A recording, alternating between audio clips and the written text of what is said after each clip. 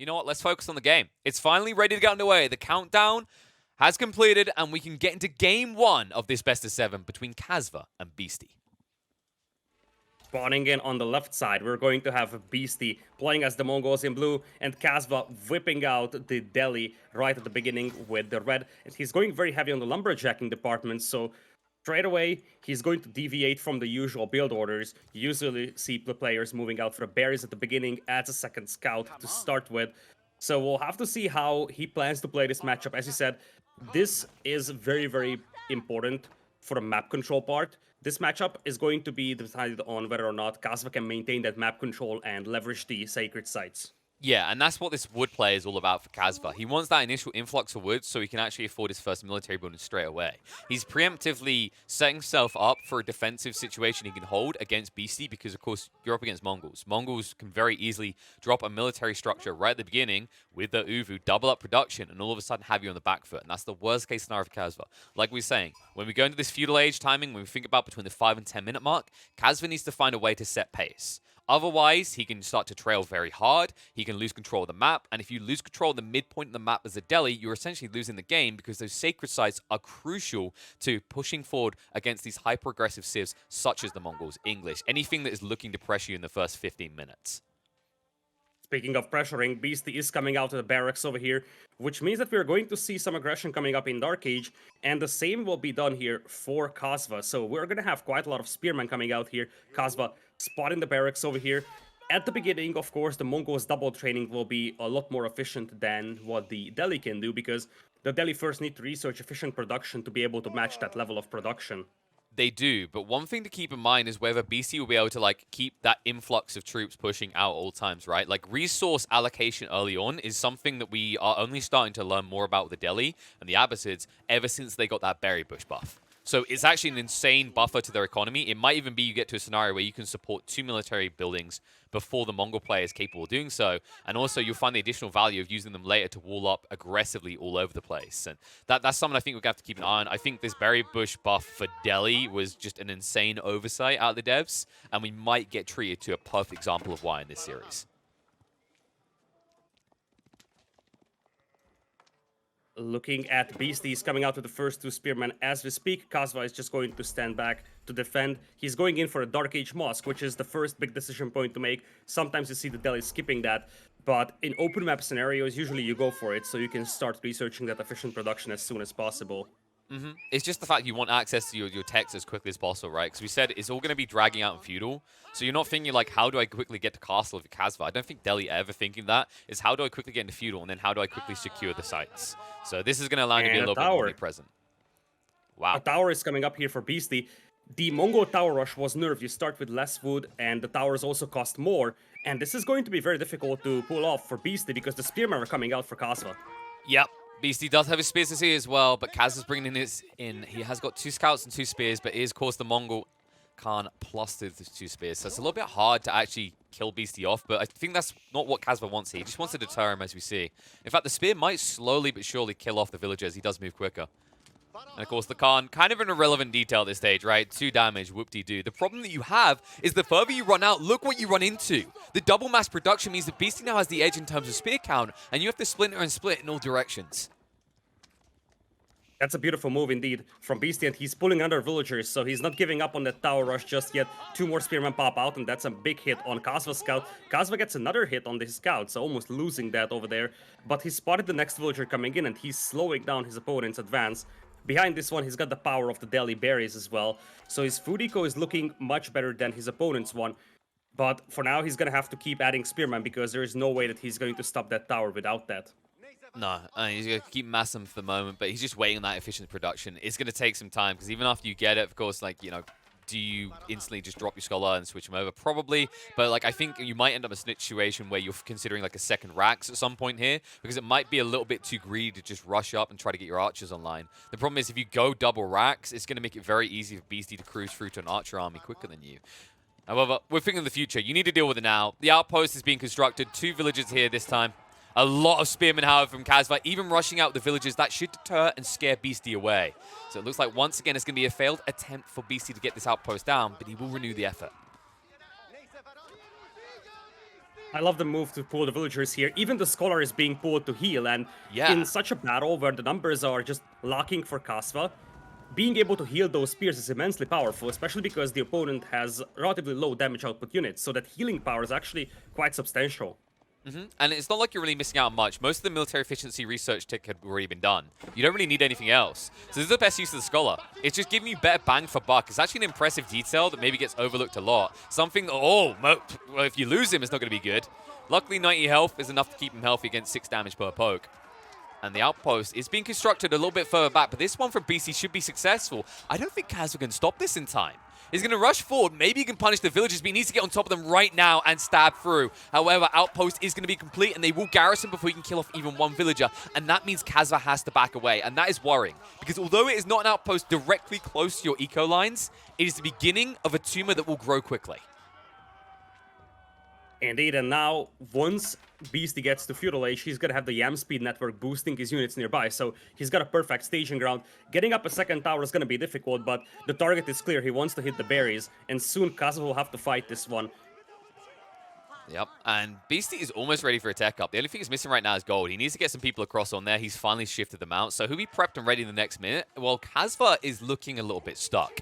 He continues to push out the spearmen, but the problem is this becomes a very cost-inefficient selection up against Beasty at this stage, but you don't have any other options, right? If you tech up, you're going to lose the game. You have to address this outpost right now. You're going to force the villagers back once more, but the count right now just doesn't look that good. It's even, and with Beasty also having the Khan, he will have the edge here, even on the home front of Kasva. Pokes out, damage being done, but it looks like Beasty is going to peel away for the moment. And every time you peel away, it is an opportunity for that Scholar to start healing. But the Scholar isn't there because he needs to stick inside that Rax and make sure you're pushing out ample spearmen at all times.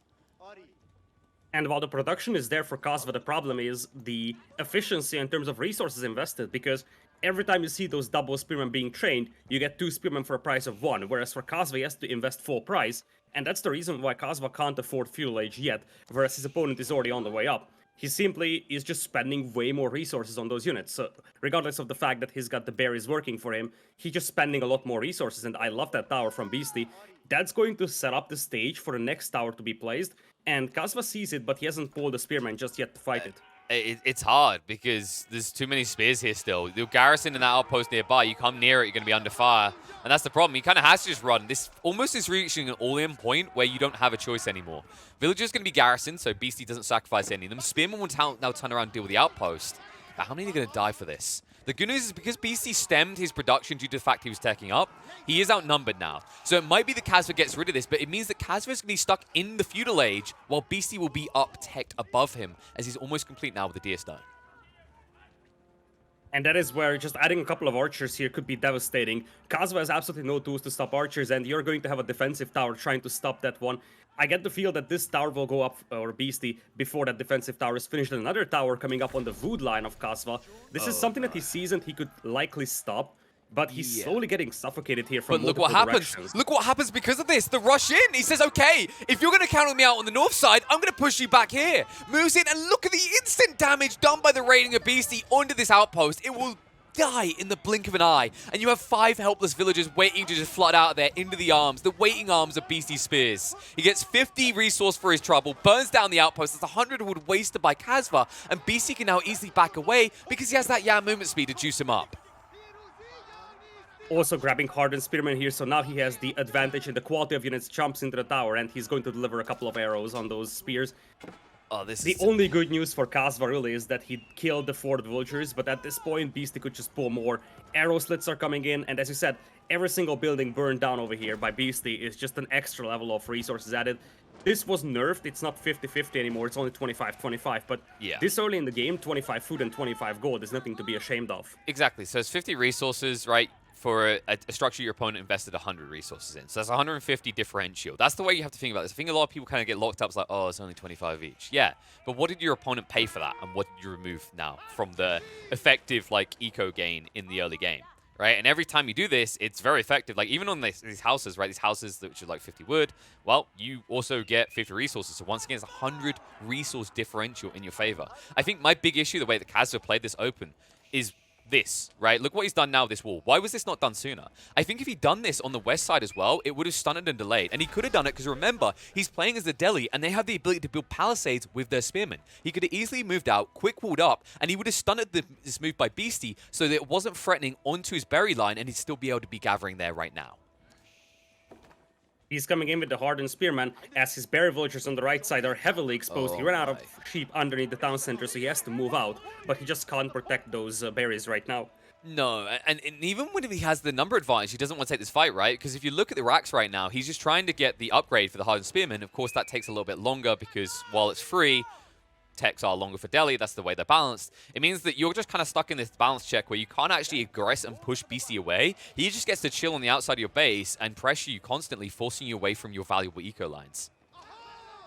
Speaking of pressuring, though, Beasty is not bringing in archers here as we have a bit of a miss micro with those spears. Not exactly sure what happened, maybe a misclick or what. And the tower now is also exposed, so Beasty's gonna have to pull the villagers back. He didn't add a single archer. I think that Spearman's just like next level brain. He's like, why would I burn something down when I can just walk around it? Well, that's exactly why, because there's 1,000,001 spears waiting for you on the other side. But yeah, walls are going to be pulled down in the end. The problem is, with the tech up now done, Kasva kind of has some wiggle room to get back in this. Yes, he's still pressured, but there's a lot of space to shift to the back of his base. He just needs to make sure he doesn't lose control of this east side and this berry bush line, and then he should be fine for the next 5 minutes. Although, I say he should be fine. I guess if you want to be ignorant and not look at Beasty's eco numbers, then you could say he'll be fine. My concern is Beasty's about to be teched up in the next 2 minutes. Yeah, that is the big thing over here, because oftentimes this is what you do with the Mongols. You just go for sort of a Dark Age pressure into a semi-fast castle approach, because while your opponent is defending against your Dark Age opening, you can just bank up the resources for Castle Age. There is some risk involved with this, because of course this leaves a bit of a room for Kasva to recover. If you just amped up the pressure with a couple of archers, I don't know how Kasva would have been able to stop it. But now Kasva has to play full Feudal Age. At least, this gives a window for Kasva, though we have seen it in multiple cases yesterday, that if you go up to Castle Age, but you can't protect your gold mine, you are done, because all the units that you want to go for, Men-at-Arms and Lancers, they rely on gold, and that gold mine is dangerously exposed. So if Kasva is able to clean up this forward, and then push forward before his opponent gets the power units out, there's a chance to deny the gold from his opponent. Yeah, I think the important thing here is if BC wants to keep up the pressure, he needs to keep these outposts alive. But this is a good move by Kasva. You see he shifts out with the spearman, he burns them all down. The importance of this cannot be stated enough, because if they are up when Castle arrives to Beasty, he'll move quickly across the map, he'll outmaneuver you in your own base due to the Yam movement speed, and even something like Man-at-Arms could crush you in the blink of the eyes. And that's the problem that Kasva has, right? If he didn't get rid of these outposts, Man-at-Arms ends his game here. He only has archers and spearmen, no clear counter to the MAA. But now, because that network is not going to be there, he doesn't have to worry about this super dynamic, very fast Man-at-Arms running down his troops. Instead, it might be that Beasty just plays into something a bit more easy to counter, such as the Lancers. But no, trip racks, Beasty it is has going to be triple barracks added, but not a single Man-at-Arms coming in. And as I said, there's a window here for Kasva to do damage, and Beasty knows that he's scrambling for a defensive tower as we speak. He's a little bit late, though. Only a few archers here. The spearmen are more problematic. The Am allows them to move away. They're going to continue the construction. Means they're going to sacrifice a few of these villages, though. And he'll garrison what he can. Back off the rest of them here. Spears are going to be depleted, but the Man-at-Arms are almost being pushed out in double mass to the racks. So that will instantly, in the blink of the eye, be 5 Man-at-Arms ready to repel this force. And honestly, 5 Man-at-Arms against 16 of these types of troops easily win for the MAA. I think we're about to see that. Yeah, it is an easy win out there. For Kasva, this is just a little too late over here. He's going to burn down this tower potentially, and I guess he's trying to finish it off to prevent the villagers from repairing. Speaking of whom, the villagers jump out and trying to repair this.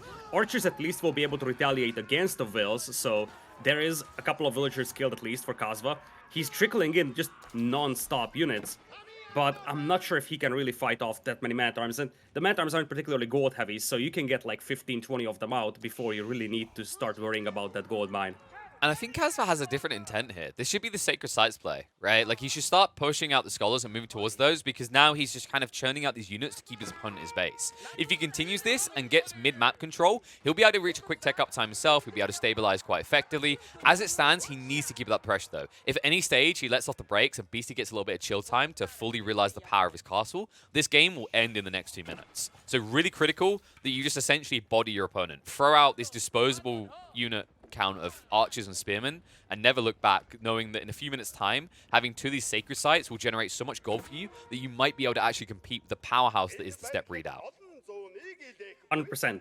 The Khan was very effective picking off a couple of villagers from Kasva, so ultimately it's 41-41 on the villager department. Despite the fact that Kasva was able to kill quite a few forward villagers and gold miners, he just lost quite a lot of his own because of that Khan was there. The Khan is getting a massive power spike in Castle Age, up to 12 damage by default. It's absurd. And you can see that it's being offset a little bit by the fact Kasva did go for textiles, but he's still feeling the pain nonetheless. On the other side, I don't think Beasty did he? No, he ignored it entirely because he wasn't really expecting this pressure and he still won't get textiles. In the meantime, the archer count has become problematic. The archer's sniping out the villagers successfully. Beasty needs to be very careful about this. This is the weakness of the MAA. Even with that juiced up movement speed, unless they get in charge range, these archers can somewhat disengage. And once you move out of range of these outposts, which are very finite at this stage in the game, it's very hard to just maintain control and chase down onto this archer count that Kasva still has. Beasty was able to finish that Ovu in the last second before the archers arrived. It would have been an absolute brutality if that Ovu was denied by the archers, because he needs that stone trickle to produce the double men-at-arms. Otherwise, they're still very expensive.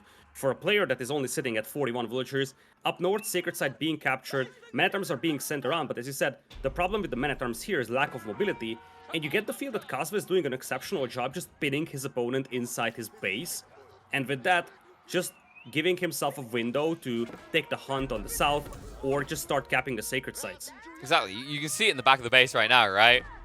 These guys have put on too much armor. They can't quite move. They're just being duked out constantly by the archers. And oh, Kasva, did he spot this? I think he didn't see it. That was a smart move. BC shifted the monastery and the old man away just in time, so his opponent doesn't actually know that he's gone for a monastery. He won't know that there's going to be a play towards relics. That would have been something that Kasva could have exploited. He could have stationed around them, because of course one big issue with these man-at-arms, once again, is they're so slow. It means the archers can outmaneuver them and then snipe down these poor old men with their sticks.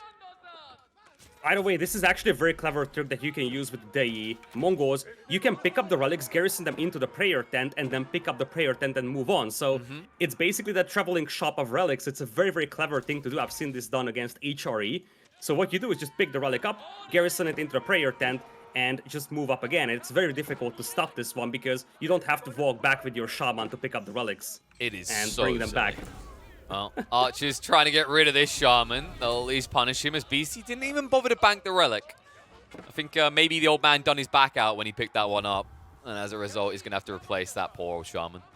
Be happy to do so, though, because he's already getting that gold trickle due to having one of those relics banked.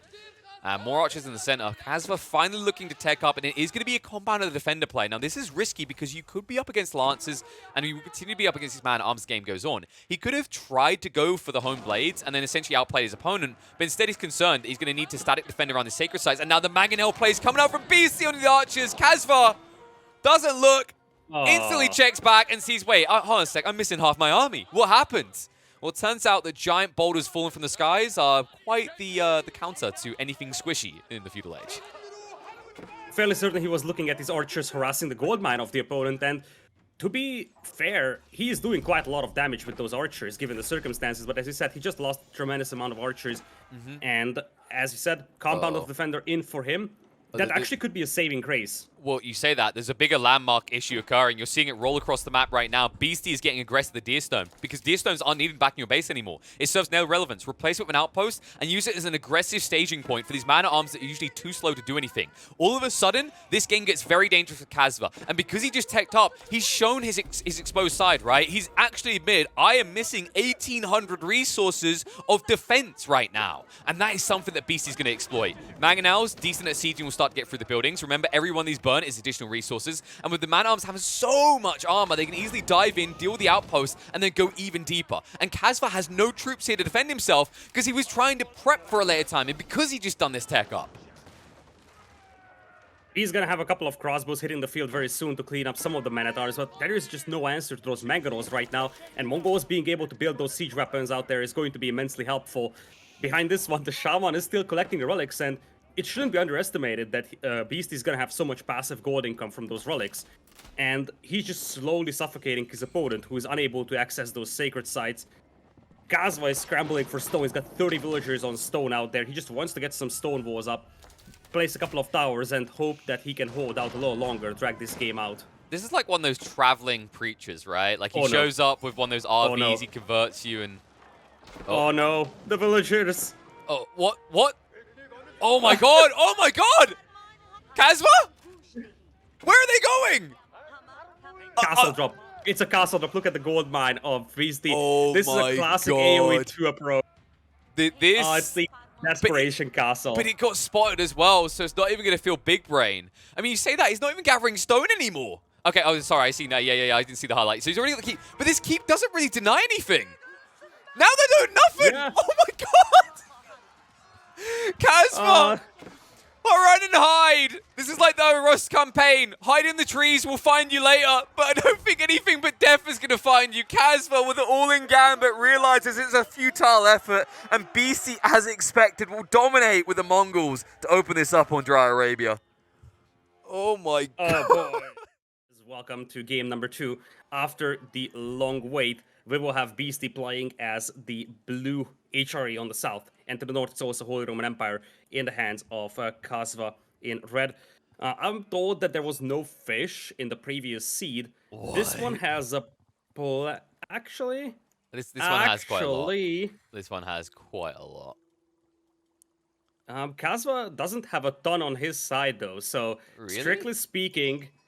Like, if you look at Kasva's side, his own side of the river actually doesn't have any fish. Like, obviously, the other shoreline has it. Oh, But yeah. if you compare it to what Beasty has, it's just a ton more fish. Like, I can select about 9-10 droplets in just one screen, whereas for Kasva, probably 3 or 4 at maximum. Obviously, if he moves out a little more, he could access more fish, but strictly speaking... I was just going to say, like, after I done the count, I think it's like about a 6 fish point lead for Beasty. We'll see if they care too much. I think like Kasva's not going to be phased too much just because I think the wood generation is what triggers this change in behavior on the spawn of fish. So because you have this wood line right here next to his base, next to the shore, that essentially blocks out the spawn points for the fish. And then outside that, I don't know if you care too much about this southern side because you're going to place a dock here anyway, right? So maybe he just plays with this generation. Everything else is really good, actually. I have to say that this remake has benefited Kasva because if you look at his land format, he's got berry bush, gold, deer, and wood all in range of an Archon Chapel drop. This is the dream. Speaking of the dream, he's trying to stop that dock as well with the scout, but without animation cancelling, that is not going to be a possibility. He can damage the villager, but that's all that he can accomplish. Kasva dropping his own dock in the right-hand side corner. That's actually a pretty nice spot for him. There's 6 droplets of fish, and as you said, one of the things that's actually appealing for Kasva's base layout is that it's fairly well defendable. The 2 forests are nicely spread out, as we have a second scout coming in here for Beasty, trying to kill that scout over there. Kasva committing against the villager, and he actually... Oh, no. It looked like he might for a moment get between them, but he's not able to. He will lose the villager in the end. Yeah, and after that, it seemed like Kasva would just get away with the kill. He killed the villager, and he was about to run away, but Beasty ends up killing the scout. 1 scout trade to 1 villager here is a pretty decent trade, I would say, for Kasva, although we have to keep in mind that adding a new scout now for Kasva would actually cost 70 food, as compared to just adding a new villager for 50. But of course, having 1 less worker for the opponent is definitely something to be disappointed about. Both players have a very nice positioning of the prelate, boosting their villagers on sheep and their lumberjacks as well. Exactly, and on top of that, like we said, you know, we talked about how great Kasva's generation is. This is just absurd, in my opinion. When you look at Beasties, it's not the same. Beasties is pretty bad. He can boost a deer line and 2 wood points. That's the best he can achieve. He can't get his gold involved in that. He can't have a berry bush as well. It's honestly, he's got like half the value. It's pretty frustrating. Like if you looked back at this game afterwards and you're Beastie, yeah, the droplets of fish is a bit annoying from Kasva's perspective, but like overall, everything feels really good about this. You get the defensive hold-in point because you're the person in the corner, which means you can easily just be more greedy, and everything around you says, be greedy, Kasva. Go on, just go for the castle. Go for the Imperial. And there's not much to kind of compel him to do like anything else, right? Like, why would you think about needing to be aggressive? If anything, Beastie, I think he scouted most of this out. Yeah, he gets around the back, he sees the layout of this map, and he might feel a little bit obliged to get aggressive as a result, because otherwise your opponent could very easily cruise through to Imperial vastly ahead of you because everything is just so condensed. It is so well defendable. Indeed, he actually dropped a tiny bit of palisade right next to that dock, which makes it very safe as well. So he really doesn't have to be afraid of a ton of land aggression simply because his base is so well defendable. He also won the sheep wars over here by a massive margin. He has managed to get 11 sheep, whereas if you look at Beasty's side, he's almost out of sheep already. Now, of course, most of your food eco will come from the fishing, but being able to have some sheep as a fallback option in case your fishing eco gets pressured is always a nice thing. So this start is light years better at this point for Kasva. As you said, the base layout is better. Being able to secure more sheep is also pretty nice. He picked off one villager from the opponent. Everything seems to be great at this point for Kasva.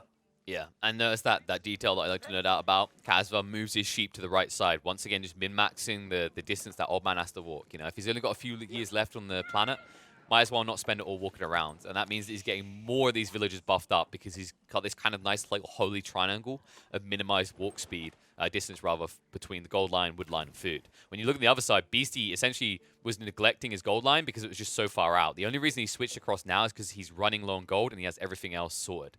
So originally he was just having these people, this prelate rather, run back and forth between the sheep and the wood and was completely ignoring the gold because it's just so far out in no man's land.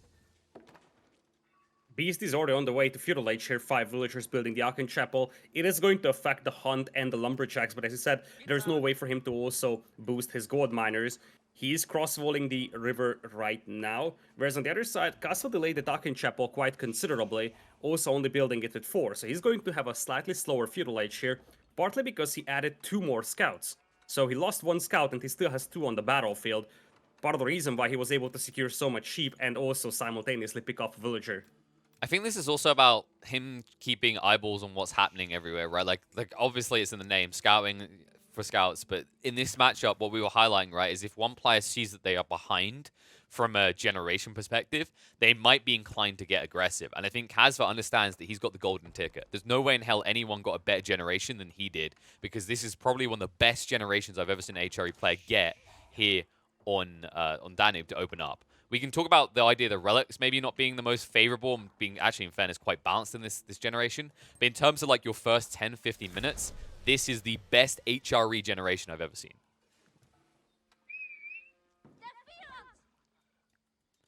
Feudal Age is in here for Beast. He's actually going to start taking the Hunt over there without the mill.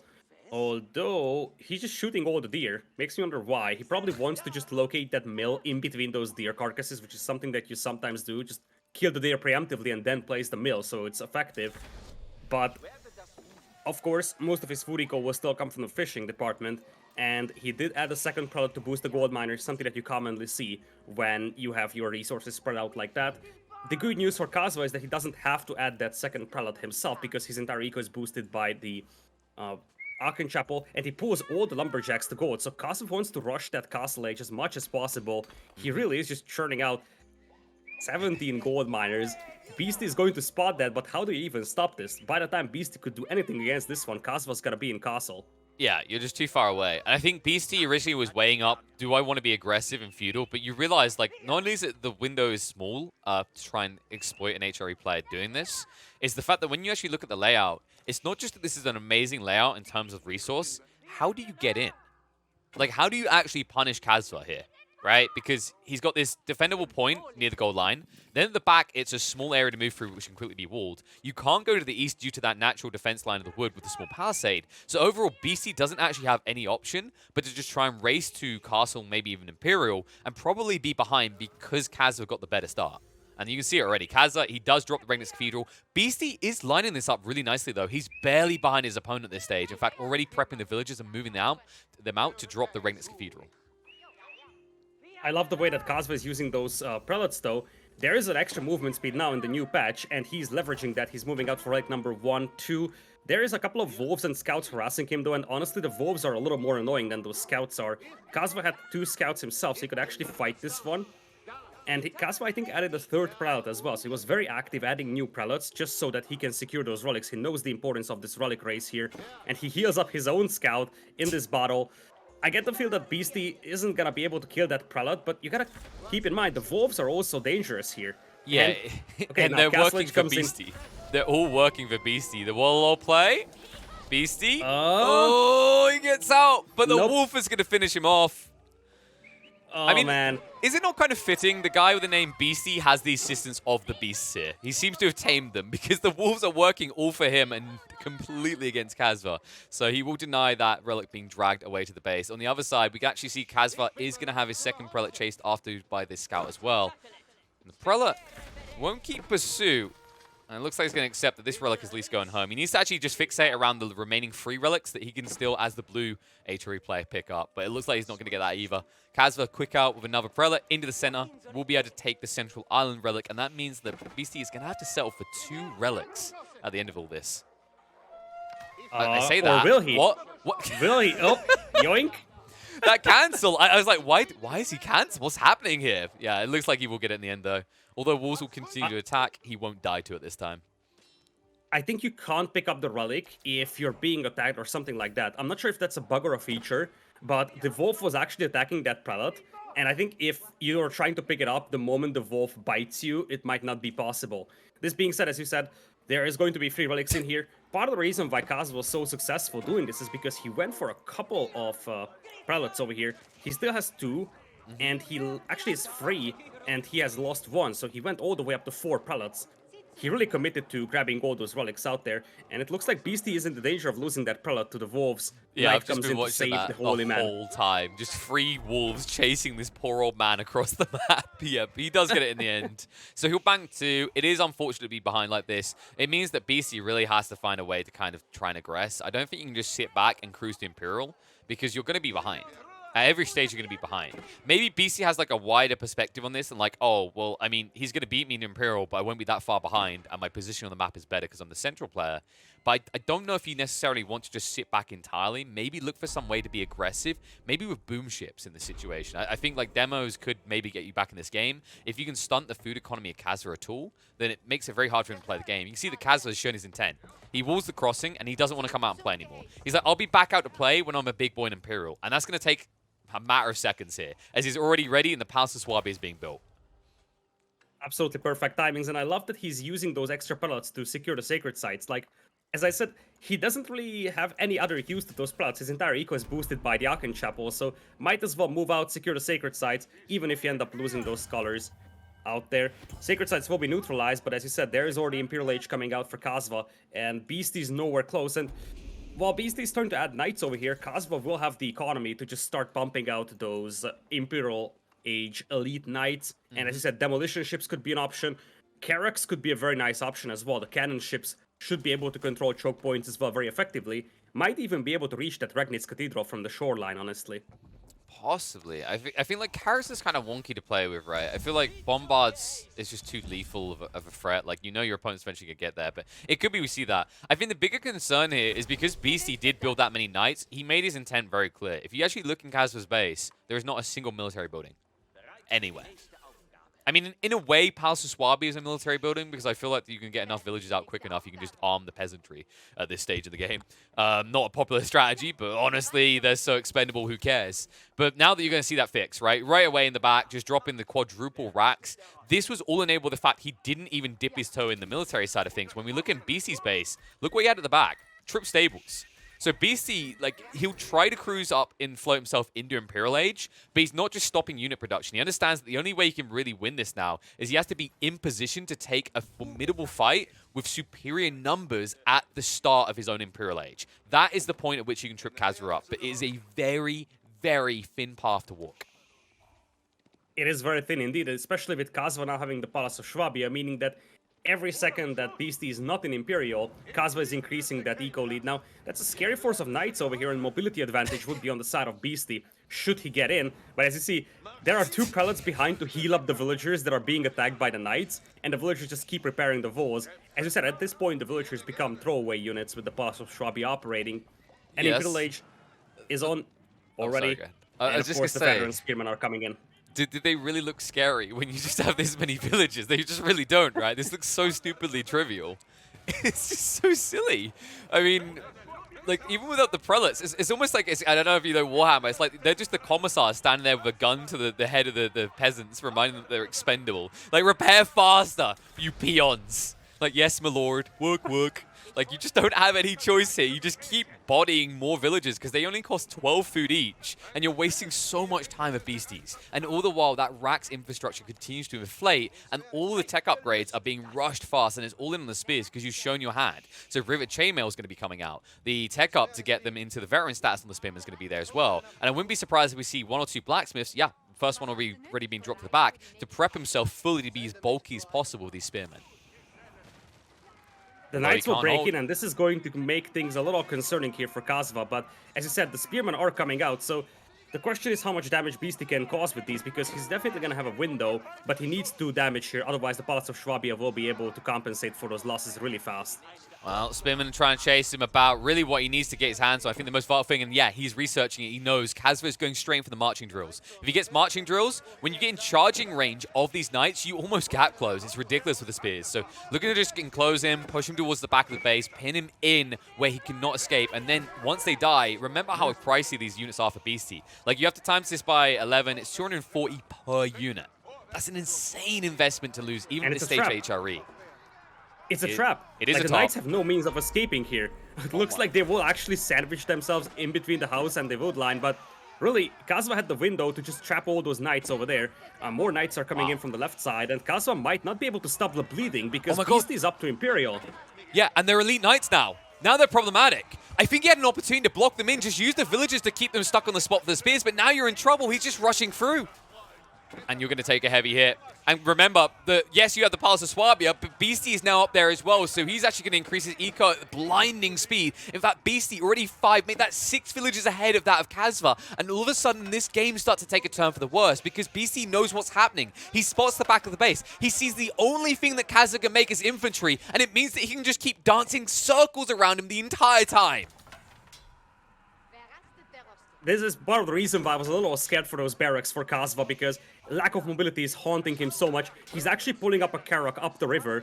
Behind this one, Beastie has the sacred sites as well. So the sacred site countdown is going on, starting at like 50 and 30. So Kasva is forced to make a move very soon here. And as you said, now that Imperial Age is in for Beastie, he has elite knights. He's going to have the Palace of Swabia working as well.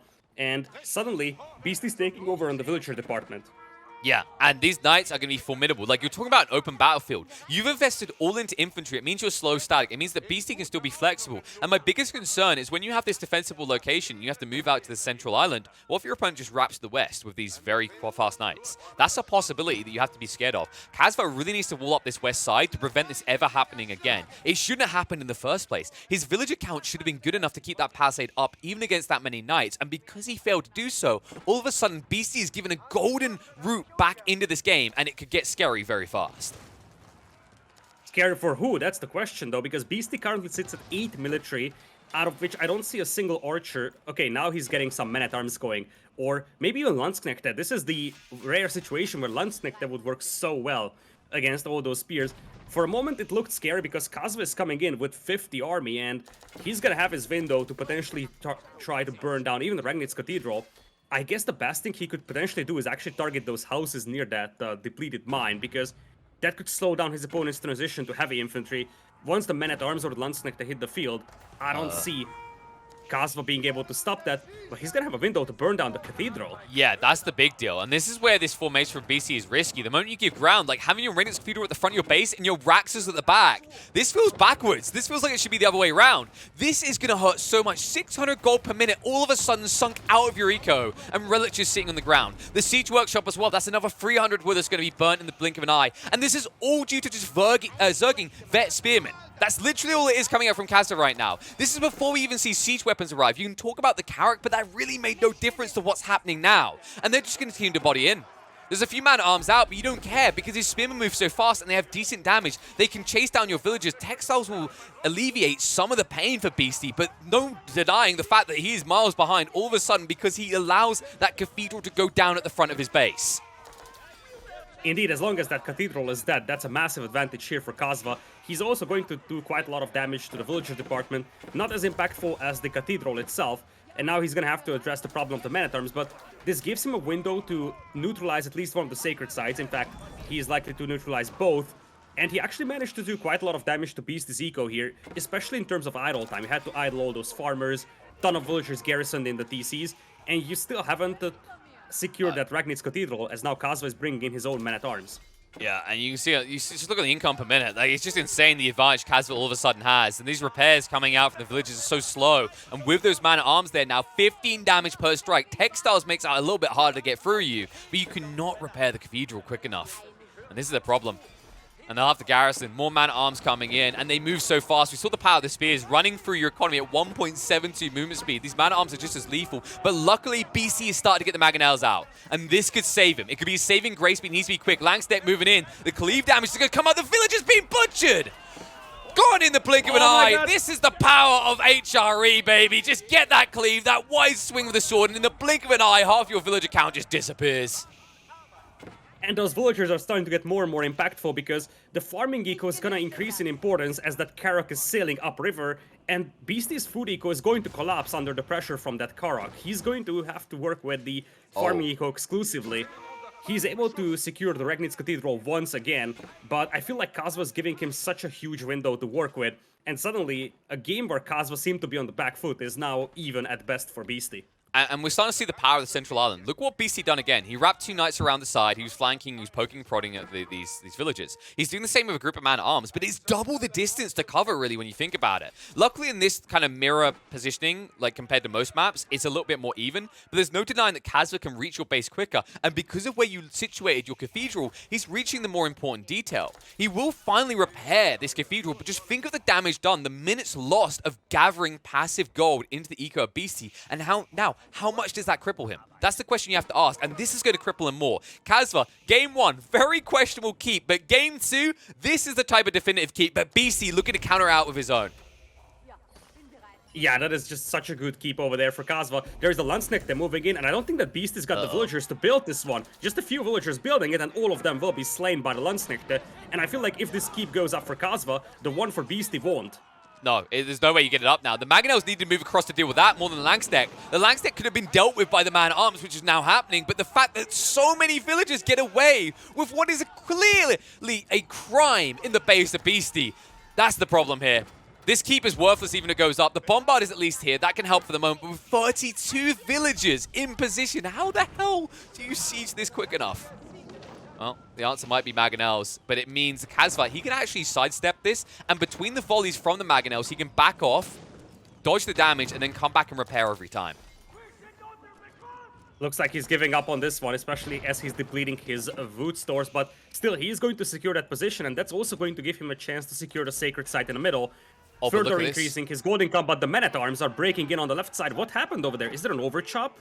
Yep, it's an overchop. He never realized it. Because the wall was still burst on the south side, he thought that was how BC got him previously. That wasn't the case. It's that tiny sneak from the snake, and all of a sudden, Kasva, the limiting resource for him right now is wood. This is the thing he cannot afford to have being butchered, and because there's so many pings in the west, in the base of Beasty, he doesn't know that this is happening right now. And so many dead villagers in the blink of the eye, all of a sudden, Beasty with the eco lead once again.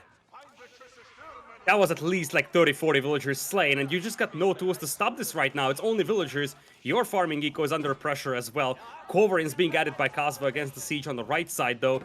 I feel like Kasva is still in a better position once he stopped this bleeding, but he needs to stop this one because it is getting more and more infuriating at this point. And this is costly. These Mangonels have no defense for them. The Knights could easily just burn them down, but it looks like the Knights are just going to ride off because BC has better ideas. Look what he spotted in the center.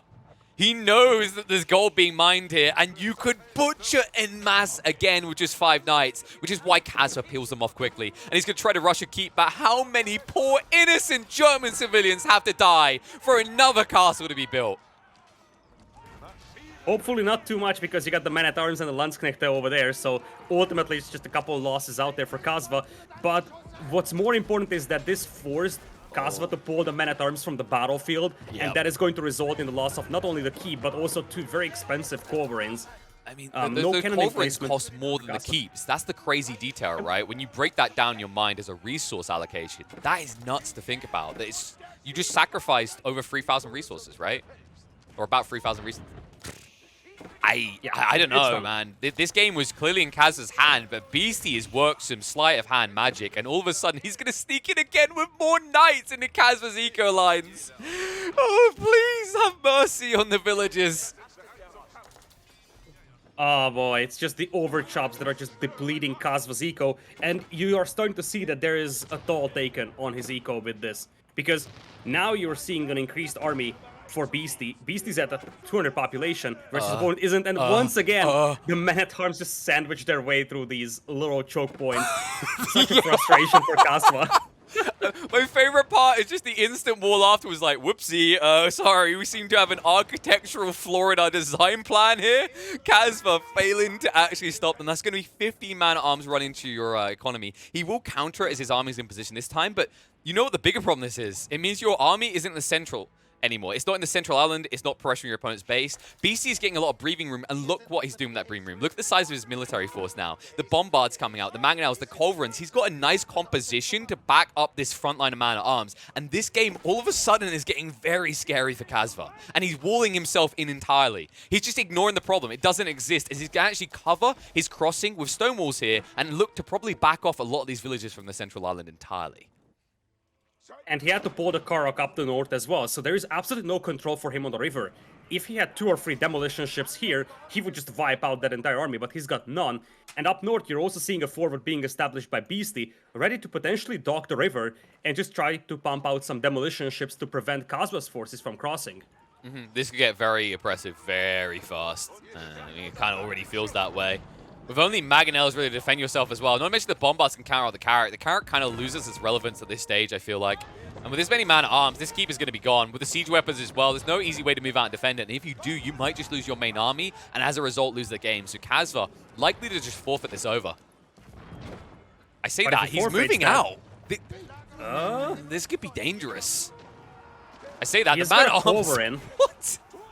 Well, Beasty's kind of gone suicidal with his lads here. Really wanting to kill off a few villages, but he's going to turn it into a win as he moves across to the Mangonels now. Trying to burst through them. Will only get 1, but that does mean he has a slight artillery lead, at least for the moment, until Kasva sneaks in and gets rid of Beasty's military army on the back foot as the artilleries are flying behind the stone walls, but not before they lose 2 of them. I think that was a Bombard and a Mangonel, right? So actually a trade that goes the way of Kasva. Yep. That was actually a good fight for Kasva out there. Kasva also has a Culverin, so he can snap those siege weapons right now, but now he has bumped into a stone wall. There is a forward position here for Beasty, and he's chopping wood up north. Beasty's struggling to access wood. Well, I'll tell you what, Beasty's not struggling to access. Villages. He's in again with the man-at-arms. Because he delayed them. He pulled them back. They went raiding again and once again delayed Kasva's gathering. He cannot afford to have gaps in his eco for the wood. You can see the numbers right now. In fact, both of them, that's what they struggle on. You mentioned Beasty, but Kasva is in just a delicate of a situation. This wood line is going to be depleted soon, and there's not much safe wood left around here at all. Not at all. He's going to have to venture all the way to the far left over here. Luckily, he's stonewalled now. He's going to bump into stone walls from Beasty. And we're sort of getting into a stalemate because it looks like both players just fortify themselves with stone walls and neither of them is able to break the defense of the other. Yeah, it looks like Beasty got a little bit more leverage up to the west, right? He's secured the sacred site there. He's got some resources back here he can tap into. And it means there's going to be this vital wood line they're going to be fighting over if this game goes long-term in the west that both of them have kind of walled around. So we'll see if that comes back into play as the game goes on. I doubt it, mainly just because all prioritizations on this central island, as we see Kasva pushing forward to get rid of this keep that had been planted by Beasty. And Beasty has been grabbing straggler trees where he can here, but he won't be able to for much longer as the keep is definitely going to fall. Well, I say that, oh my god! That's a terrible fight. That's a terrible fight. I mean, the Landsknecht are super fragile, and the boiling oil is going to burn them down so easily, and the Culverins are terrible against buildings. He needs at least 1 cannon to fight. That was an absolutely horrendous decision to go for that. Yeah, I was surprised he dove in with the infantry. I thought he was going to wrap around on the side, but essentially just decides he wants to get a nice little facial treatment of boiling oil. Not the smartest way to go. And all of a sudden, Beasty sees the opportunity, he moves in. Mangonel shots coming out, needs to back up quickly, being chased away by the man-at-arms. Although Kasva takes a big hit to his military count, he is still ahead of Beasty on that count. However, Beasty does have more man-at-arms coming in soon. He could prep himself. Really needs a few more Mangonels to play with in these areas, because so far, really combat is just coming down to that. It's man-at-arms versus man-at-arms en masse. So if you have 3 or 4 of these Mangonels, all of a sudden that army disappears in the blink of an eye. When was the last time you saw a siege tower? Because if you go all the way to the left side, you're going to see one. Kasva is getting a siege tower going on the left side. Oh my god. I mean, the question is whether it's going to be that valuable, because there's a keep here already, and it has hot boiling oil in it for you boys. So we'll find out the man-at-arms are happy to actually run past it in this situation. But it's looking like it's drunk driving for the moment, I will say that much. Man-at-arms are going to move across to count this out. But just as you think maybe siege towers are good, you remember how long they take to build. And if you want to use them correctly, maybe don't build them in the vision of your opponent. We'll see what Kasva can do with this, though. He's going to try to run past the keep. A few man-at-arms will make their way into the eco lines. The question is, what can you do when you've got this many MAAs chasing you at all times? Absolutely nothing. You built a siege tower to die like this. I value the effort, I really do, but it was probably the least effective thing I've seen for a long time. It would have been more resource effective just make a bombard and knock that castle down in the middle. Something that he was dearly missing, and he actually threw away a lot of Landsknechte out there. And if you look at the resource banks, Beasty's banking up a ton of resources. This is something we haven't talked about yet. Beasty has a massive boom. In fact, I would borderline say over boom. 140 villagers plus the Ragnitz Cathedral. I get the feel that that's quite a lot of eco as compared to Kasva, who is, I think, having a slightly better balance, just adding more army and less villagers. But this also allows Beasty to bank up a ton of resources and play for a long game. Yeah, I think for Beasty, like, he's leveraging the fact that stone walls are in place, so he doesn't need a big army because there's nowhere that Kasva's running clearly. He's just counter-sieging him and buying time. But you can see that Kasva's just cheesing him out a little bit here as he continues to stone wall. And Beasty is starting to get a little bit of a footing in the south. He could try to wrap deeper with this bombard, try to snipe out the keep in the north, maybe wrap into the base slowly but surely. And I think that is his intent. He switches across to the west wall, understanding that going for the central island is exactly what Kasva wants. It's where he's playing, but it's where Kasva is also pushing as he moves in with the main army, looking to get rid of this stone wall. Mangonel shots. The Landsknechte are so fragile out there. Those Mangonels are just wiping them out so easily. And on the left side, Beasty is going to smash through those walls, something that Kasva isn't noticing because Kasva has to babysit his army here. He can't take his eyes away from this army. The moment he does that, he's going to get those units wiped out by the Mangonels. Yep, and these Mangonels, if they roll a little bit too fast forward, they might just get sniped out instantly by the Culverins. And this really is going to come down to who's got Mangonels. And only one side has Culverins, so I don't know. I'm not really a betting man, but if I was to bet on who'd take this fight if it went underway right now, I'd actually give it to Beasty, despite the fact that he's out Zerg, just because of the power of Mangonels. Meanwhile, the power of Man-at-Arms compels you as Beasty is riding in for another raid on the poor red HRE. And that is going to force a garrison. That is going to force you to respond as well. There's so many Man-at-Arms here. I don't think you can just trust the defenses to deal with them on their own. Yep, a couple of Landsknechte that will be mixed in. They don't perform particularly well against the Men-at-Arms though, so you probably just want to meet this one with your own Men-at-Arms. Kasva's making more and more of those light units out there, but they're just so fragile, as in the middle, the villagers will actually knock down one bombard that blasted through the walls, and it looks like knights are reappearing on the battlefield for Beasty, so he wants to renew those high mobility efforts to try and get some more raids going. That's a little bit more difficult to catch with infantry. Well, because he's been given access. He's just noticed this. Look what he runs into. He's like, wait, you didn't even wall this? You built military buildings here? This is a mess, Kasva. Where's your organization? Where's your natural defenses? Let me show you why you need them. As he runs deeper into the farmlands, the HRE, Kasva might be in a little bit of trouble because that is going to be followed up by those knights very quickly. And it means that you might find your economy grinding to a halt. And once again, someone to highlight again is the fact that BC has huge amounts of surplus. Look how much wood he has. He can actually weather the storm. If Kasva gets stunted here, he's going to deplete all his resources in the blink of an eye. And that is a little bit worrying if you're a Kasva fan. Absolutely. Like, as long as Beast is able to hold with this low amounts of army, or relatively low amounts of army compared to Kasva, it's perfect. Well, because he just banks up resources, and he will have a buffer to work with. He just baited and switched him again. Look at the central island. Beastie went in. He's like, oh, good. You've given up on this then. Takes out the keep. He's going to be able to burn down the fort base. And now Kasva has to make a very awkward choice. Do I defend my villages? Do I defend my expansion? And he's going to be torn back and forth, and that is the weakness of this static army, as it looks like he's going to make the decision to hard commit to defend the central island, but will he be able to punish is the question. Villages are nearby. Beastie could easily rebuild the walls here, but for the moment, he's going to let it be. Man-at-Arms going to ride out. Mangonels could turn around for some shots right now as Kasva is engaged. In fact, Kasva is baiting himself in a little bit too deep here. Shots out onto the Langstack. Langstack continue to pursue through for the moment. Villagers will be able to repair onto the siege weapons, and as they reach the safety of the keep, you feel like Kasva can't really stick on this siege line for much longer. Not at all. There's a transport ship coming out here for Kasva, though. He's trying to break this stalemate as much as possible. And if you look at the army numbers, that's still better for Kasva. And one thing that Beastyqt doesn't really have anymore is gold miners. He depleted all the gold available to him, whereas Kasva still has 2,000, actually 3,000 in the middle gold mine, and multiple gold deposits on his side. So Kasva controlling the middle for a long time allowed him to prioritize those gold mines and just leave his own for a later time. But Beastyqt, ready to push the middle over there. Yeah, this is scary, actually. That's a lot of bombards that have been massed. All of a sudden, Kasva could be outclassed if he's not careful. He really has to out-micro these fights. But if he gets caught in a cluster, this could backfire quickly. Kasva winning the initial fight with the Lang's neck, but the Mangonels are about to arrive. Shots going to come out on the wrong target, though, and the bombards are rolling too deep. And I think he might lose them. They're a little bit too far out this time. Kasva is going to chase in. Mangonel is going to be burnt up in the blink of an eye, and they are going to stick to these bombards like glue because it's worthwhile as a trade. Needs to be careful. Lang's neck coming on the side, and now the backstab! This could clean him up. Kasva might get 1 or 2 bombards, but the sneaking of a few Lang's neck, the cleave damage out from Beastyqt will annihilate the vanguard of Kasva. Yeah, Kasva was just a little too greedy trying to take down those bombards. He knows that he needs that castle up over there. He forgot about his Karakat. He's got multiple transports now. 3 transports overall. So he really wants to break this stalemate, but there's just so many things happening at the same time that he can't really focus on those. Spearman being mixed in here, interesting choice for Beastyqt. I guess it's a wrong hotkey. I think it's just vision. They're just cannon fodder vision, maybe. It kind of feels like it, right? The bombards just need to see what they want to strike, and they are striking hard. Everything is dying. Look how desperate Kasva is. He's built trebuchets. Oh my goodness.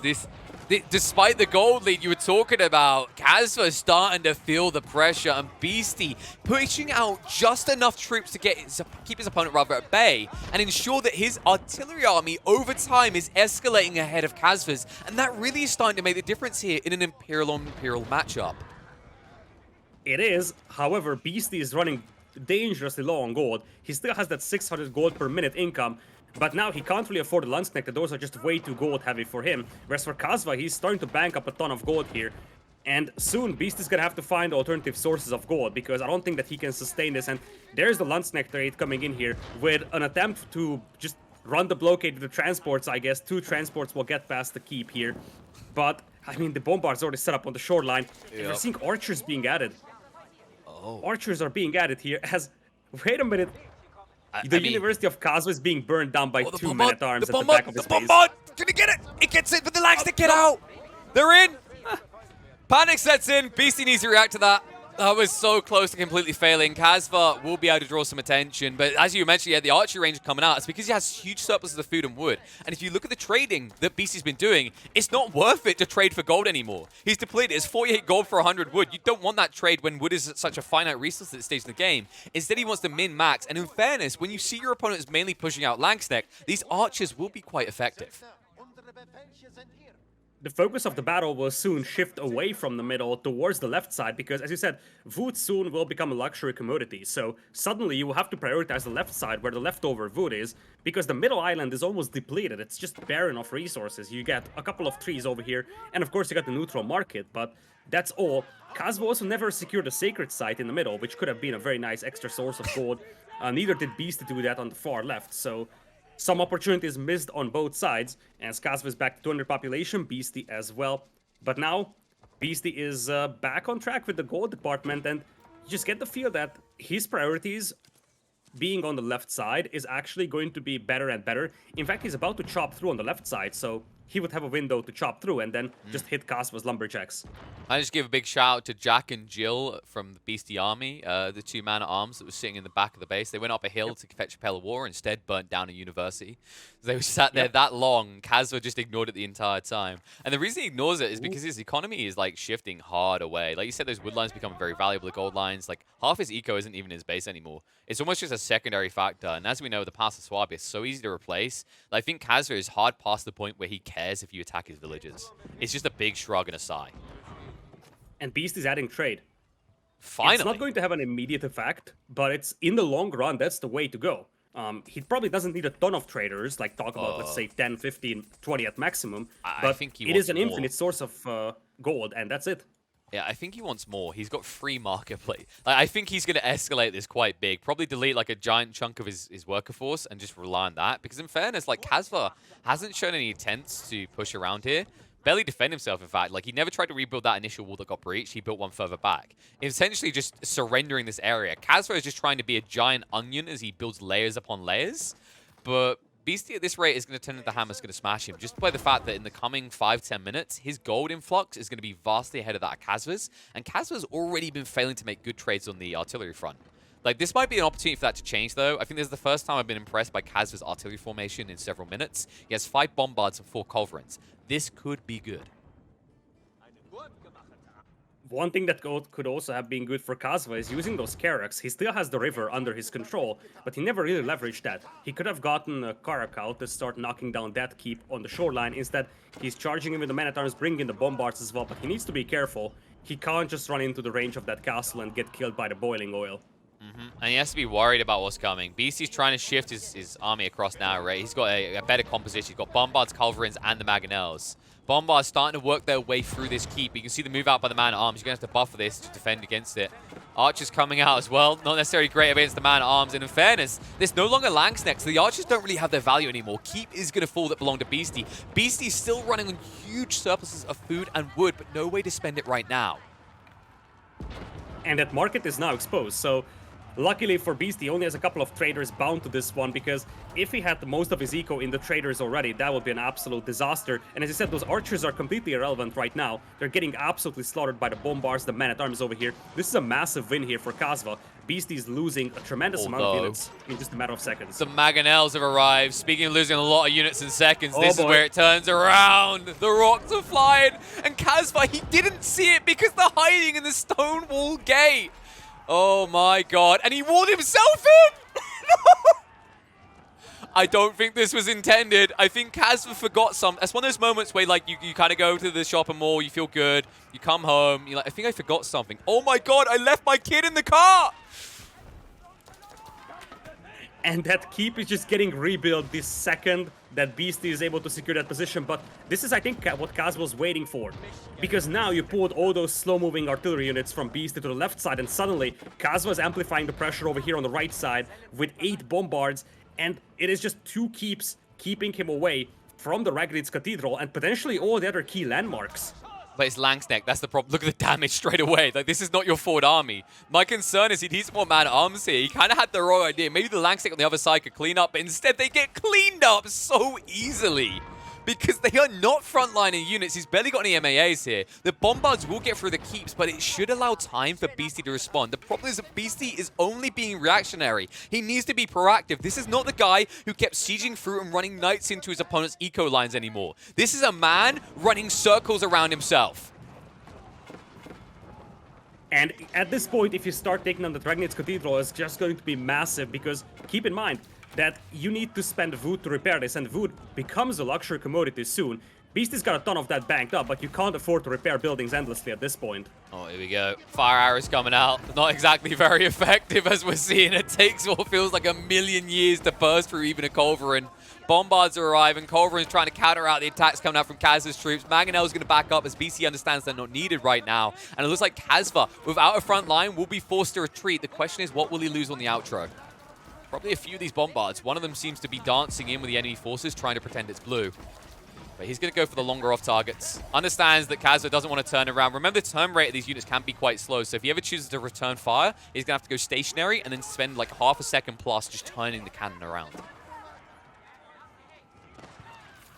Still a tremendous amount of archers here for Beasty, but now that the men-at-arms appear in numbers, it suddenly becomes a way better fight for Kasva. He kind of needs to give up on the Landsneck there for the time being, although now that those archers are clustered up, they're actually doing a pretty decent job dealing with these archers. It's not just that, actually. If you drag across, what you'll occasionally notice is a small quantity of hand cannoneers. Because there aren't many man-at-arms in these formations anymore. Kasva keeps like switching back and forth between hard MAA and hard Landsneck. And of course, hand cannoneers can tick both those boxes pretty easily. And because you're not building them en masse and they're weirdly snuck in amongst all these golden hats, it's very hard for Kasva to understand what is shooting him for maximum value and snipe it out easily. Beasty is going to have a good trade setup now, and suddenly, I feel like Kasva is going to be on the timer. Kasva's gold income is still better than Beasty's one, though, but everything else is just in the favor of oh my God. Kasva. Was that a keep or a wall? It looked like a wall with that many bombards shooting it. No, but that was a keep. That was a keep out there that was just absolutely molten by no less than 8 bombards, and the same keep is going to be taken down as well, just a little bit to the south.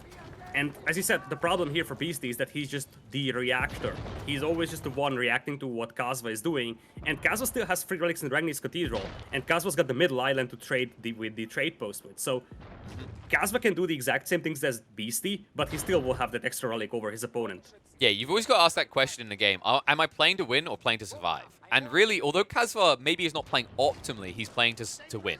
It feels like Beasty in a lot of ways for the last several minutes has been forced to play to survive. But now moving out with the archers, maybe he can try to skirmish and be more aggressive. My only concern is like these archers have walls to get through. You're always limited by your siege army. And your siege army right now has been kind of scratched and clawed to pieces by the power spike of Kasva's cannons. Kasva's cannons, which you can say 10 times, another one of those nice little tongue twisters, that are moving in now on the west side on their own because Beasty isn't reacting here anymore.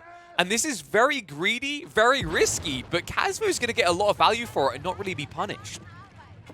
And the thing is that he's using that as a window to push the right side as well. Look at the men-at-arms marching in from the right as well. He's realizing that with the keeps gone, the men-at-arms can just rush in. I actually wonder if that's just bad pathfinding or what, because they're heading straight to the left side.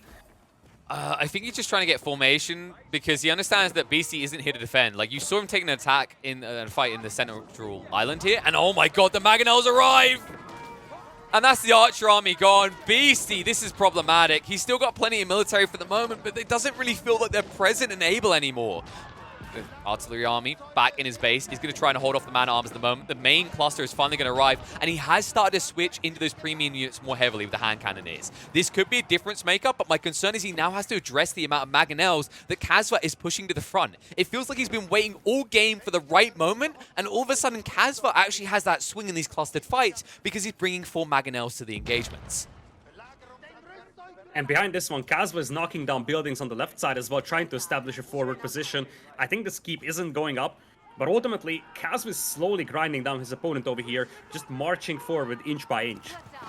Yeah, because the cool thing that Kasva done continuously through this game is maintain control on the central island. So he can flex you on the west. Beasty has this really tough choice. He's got his eco on the west, but he needs to push through the north. And being pushed through the north right now by Kasva is he's found the wood lines. That's going to deny him. It won't hurt Beasty right now, but it's just territorial control being denied. And remember, this is where his trade route has been established. So that could actually hurt him in the coming minutes. In the meantime, he's going to take a fight on the west, though. And it's going to be a switch into Horsemen. Beasty's getting a little bit desperate here, but he needs anything and everything he can get. These Horsemen, however, will not fare well against Man-at-Arms and Langsneck. And Beasty's got a tremendous amount of food and wood in the bank, but currently, the most valuable resource that he has is just population. Oh my god. Beasty broke through. He finally broke through the wood wall. The wooden line, rather. And Kasva hasn't rebuilt here yet. So this is going to be an opening. Look how many horsemen are about to ride through to Kasva's side of the map. I didn't even see that many horsemen being on the field, and this could be a game winner. This could be a game winner because everything that Kasva has is wide open here. He's riding in. And there's a lot of spread here. Like the military district alone, you could snipe out a lot of this. Remember, horsemen at this stage raise buildings pretty fast, especially in this quantity. They'll turn to deal with the bombards. Nice cost-effective trade in the blink of an eye. It's just going to be gone. Moves in onto the village line. Starts to butcher them as well. Kasva has a decent surplus of reserve wood, but that will dry up quickly when you're replacing these artillery units. And Beasty can do the same for much longer. That's the difference maker here. Kasva really needs to stab in and find a victorious moment in the coming minutes as he pushes in his base. Otherwise, this is going to backfire quickly because he's going to be forced of that vital ingredient. The wood is being depleted quickly on his side as well, and Beasty is at least saved enough to make his way through the winter, something we cannot say of Kasva as well. Kasva is starting to get desperate over here, trying to take down the trade, but at this point, as you said, it's gonna come down to whether Kasva can finish this game before he's depleted of his resources. Both players still have 200 population though, and there's always one thing to consider. Every villager that Kasva loses right now will be replaced with a military unit as he's adding some spears. And as he's replacing his villagers with military units, he's gonna have a big momentum coming in on the left side, marching up with the bombards and the Mangonels. And he's getting close to the landmarks. Pasashrabia within range. But look what Beasty done. He dropped a keep near the Ford military district. He's denying the reinforcements via this placement. It's going to slow down the trickle of reinforcements in for Kasva, and you can see he's prepping the horsemen for a defense right now. So he will react to this, and then Kasva might be in trouble. His food has been depleted. His wood is draining quickly, and this army could be expended in the blink of an eye because these horsemen will zerg right over on top of the Mangonels so swiftly. Movement in. sticking on top of him, ignoring the melee units. He doesn't care. It's just about getting rid of the mangonels and the bombards and protecting everything that is rightfully yours. And in the blink of the eye, this sunken cost of so many artilleries being burst down is going to hit heavy into Kasva's vital eco. And Beastyqt just deleted a ton of his villagers. He's consistently above 100 army here. He's down to 59 villas because he's understanding that if he wants to play with horsemen, he needs numbers. And oh boy, those numbers are showing up. He's now also playing with fire because his eco is now feeble as well behind this one. But he's got the momentum now, I feel like. Look at the pings. Look at your map. Look at how many red pings are going off right now. The back of Kasva's primary base. Horsemen running rampant there. Central Island, man-at-arms clubbing away at these small village accounts. On the west side, they were butchering through villages there, stopping reinforcements every time. Beasty is forcing Kasva's attention to 5 different fights all at once. And it's so much simpler for Beasty because he has this mobility of the horsemen. All he has to do is select them, A-click. That's it. That's all that matters. Every once in a while, click them a little bit further away if you see spears showing up, but otherwise, just outmass your opponent and out-zerg him. You can tell this man came from a StarCraft background. And at the end of the day, it is 69 villagers, very nice for Beasty, 88 for Kasva. But the concerning thing for Kasva is that he's pretty much depleted his resource banks, the 53 army, and his opponent, Beasty's at 120 army still, and still has 14,000 food and 5,000 food to work with.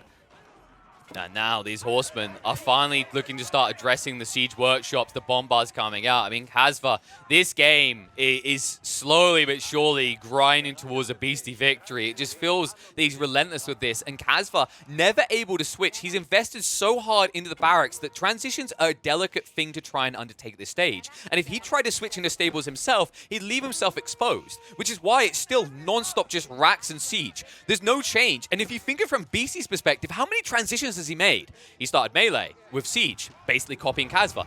Then, he started stables, right? Then he switched into the melee. Then he switched into the ranged, and now he's back harder into the stables. This is just ridiculous from him. The amount of transitions this man has made. And if you ever thought it wasn't a big transition, look in the southwest side of his base. See how many stables are here. This is how he keeps zerging.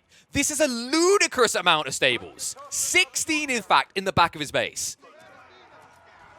And he has the resources to make them work. That's the magical thing. You can have 16 stables if you don't have the resources. But boy, oh boy, does he have it. And he has a very, very consistent food eco as well, still going on. So it's not even the fact that he's depleting his food bank anymore. He's just able to maintain that level of production with the eco he currently has. And he's just flooding his opponent with units. And look at the knock-on effect as well. You see what's actually up in the base of Kasva. It's not the horsemen anymore. It's the primary army, the quality hand cannoniers in small groups to slay all these man-at-arms. Then the front line of MAAs and spearmen is just pushing Kasva back. This was the intent. Beasty, just a masterclass on how to juke and jive your opponent. He understands that with his slow static army, it's very hard to get across the map. But if you force your opponent to go there first, you can just follow wherever he goes. And that's exactly what he's done here. He just has Kasva dancing to his tune at every turn. And as you said, a key part of Kasva's production is on the far left side. And look at just Kasva's food bank. He's at the 200, 300 food in the bank.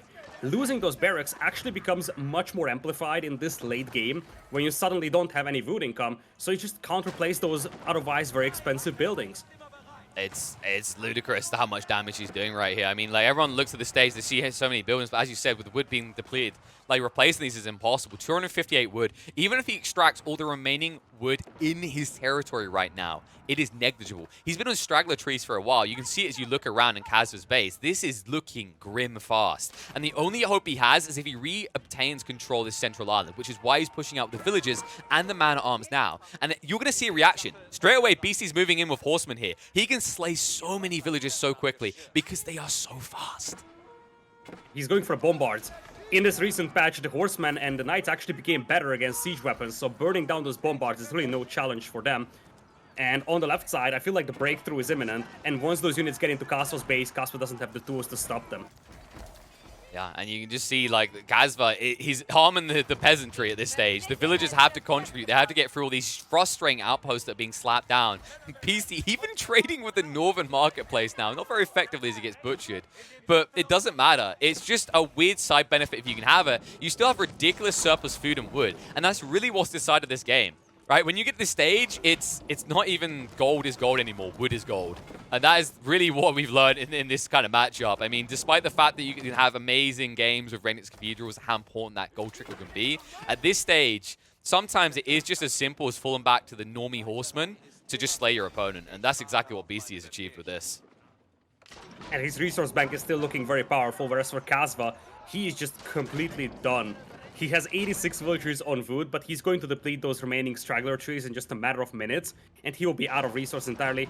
Behind this one, Beasty also has the Sacred Site on the south, so that's also an extra 100 gold per minute, and part of the reason why he's only about 160 gold per minute behind his opponent is because of that, so that's definitely something that helps compensate for that one less relic he has. And as you said, as the map is depleted of wood, Kasva's just gonna struggle to rebuild his production buildings or just to make any kind of army happen. It feels like Beasty has always been cost-effective with what he's invested in, right? Like, if you think about his siege army now, it's just Mangonels. He doesn't waste money on bombards. Like, other than these stone walls, he doesn't really need Mangonels. Everything else just follows. Like, the butchering of all of the villages as Kasva's in trouble. Even the straggler trees look impossible.